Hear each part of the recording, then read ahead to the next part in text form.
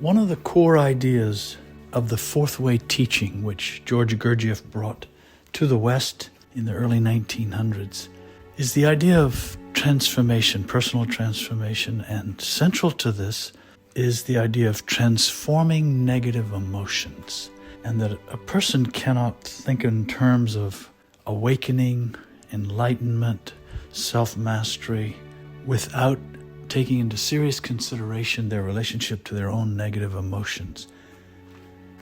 This is a long study, this area of negative emotions in ourselves, what kind of negative emotions we're prone to most often, most intensively, why, what sort of circumstances seem to evoke in us negative emotions, coming to the understanding that things themselves don't cause us to become negative, that the cause of negativity is in us.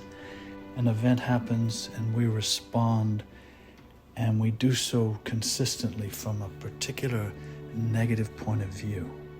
And usually what's happening is some kind of pressure. There's some kind of pressure either being placed on our physiological person, our body, or our psychological person, our ego. And when these pressures are inflicted on us, we have at the ready an arsenal of negative emotions that once we begin to look at them, we can see are very predictable. Nevertheless, these negative emotions happen to us so quickly.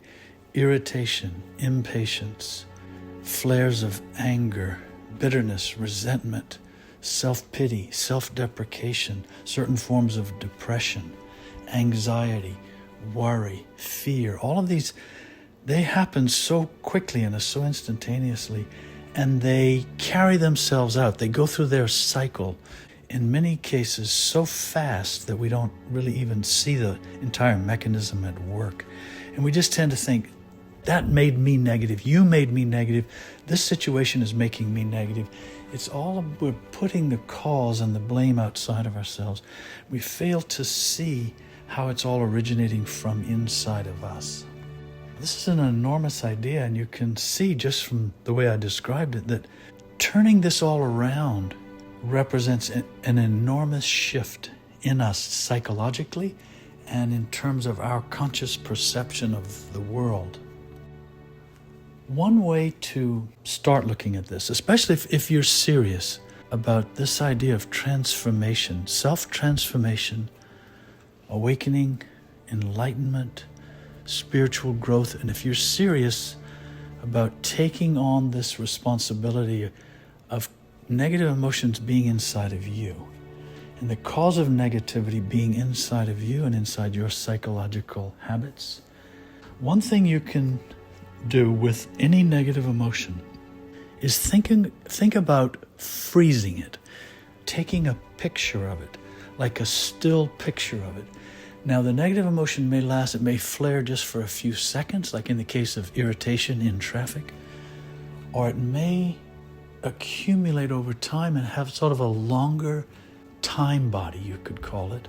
For example, when we worry, or when we're anxious about something, or when we feel resentment. The idea of freezing a negative emotion for the purposes of studying it means taking a mental snapshot of it. This is something that you can't always do in the moment as it's happening, but you can do it right after you've been irritated or angry or resentful. And try to develop it as a photograph inside your mind.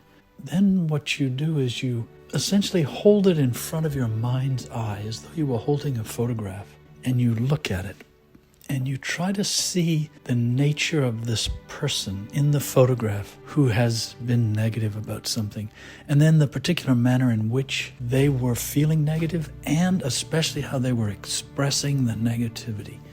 The facial expression, the voice, the tone of voice, the words, the physical mannerisms that went along with it, the hostility perhaps being vented toward another person or toward an event, or toward oneself in the form of guilt and shame and self-pity. And to look at this photograph and keep it and pick it up and really look at this person, because ultimately what you want to be able to do is look at the feeling of I, who is negative.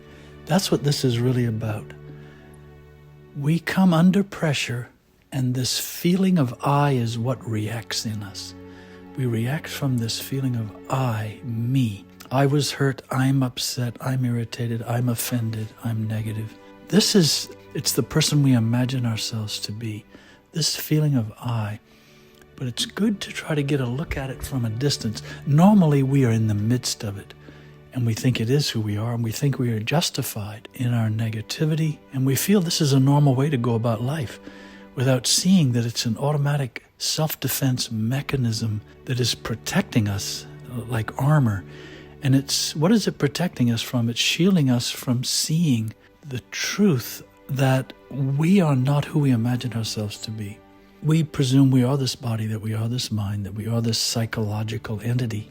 And in fact, it's not true. All of that feeling of I has accumulated in those forms as a result of consciousness or awareness, having been identified with all of these things for so long, with our body, with our mind, with our thoughts, with our emotions, come to form as this feeling of identity, as a feeling of I.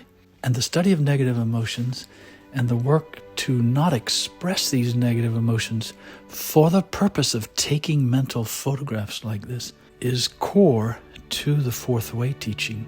And then when you have taken a snapshot or a series of snapshots like this of yourself in your mind's eye, and you can keep referring to them so that it becomes very obvious when it happens. There it is again.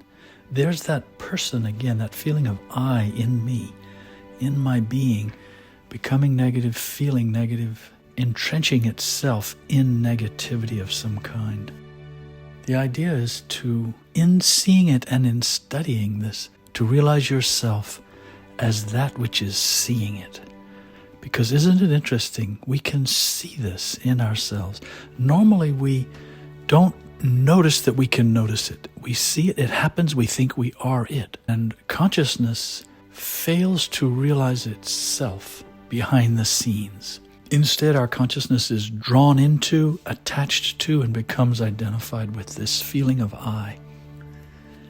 And the other reason this is important is because the feeling of identity, the illusion, as some Eastern teachings call it, that is keeping our consciousness bound, is intimately tied up in this area of negative emotions. And if we can untie this knot, if we can slip free from this particular knot of identification, if we can untie that and slip free from it, it means consciousness is beginning to escape from its feeling of identity in the human mind and in the human body. And this marks a significant transition in spiritual work and marks a significant movement in the direction of conscious transformation, the transformation of consciousness itself.